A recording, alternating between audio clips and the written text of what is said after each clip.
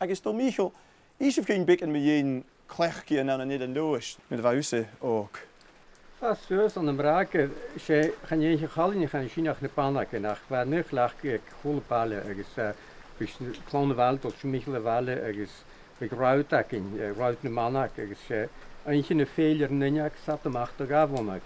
Ich níim leis a cháis, ich cháis ich naran le héin gus an a rééis sin fallú. So sinnig a cholepáist dul michile bhile agus war sinne tort talachas gan déine sin chuneochas bre géin gíchtin ar stand na panachin. Agus nuair sin fallh chan is sin meanoch a gaibh. Beanoch gur an thuí hán dat céadich crósclán, paltas bí, paltas édoch, paltas sláinte gan na daine. Agus bha sin nach lecha so mis fáúas grom na mina bhcht. Bha sin siad bíorhlach. Má. Agus Joy, a bhfuil clechcion san bí an an irigil ag chalan?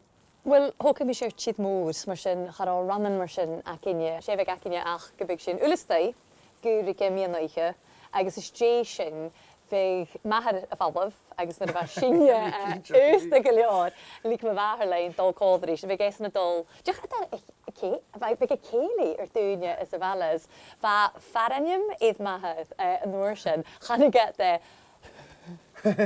leoman na conagala. Lís na feici ge somlas, bheith ge ánas a bhat. Agus bamar sin a bhah sin dul timachlan an taihan, agus bheith gacin rúsoch ór in a gáil, no, round bake, jo ruta gan íon a bhain scachtau. Ach mae císe go chur mam ann sin ar sin súlach am ar mahad. Wel, heb i iolbach i'n dahad, agus a sin gyma i fi. Gyma i mechi, cwydach.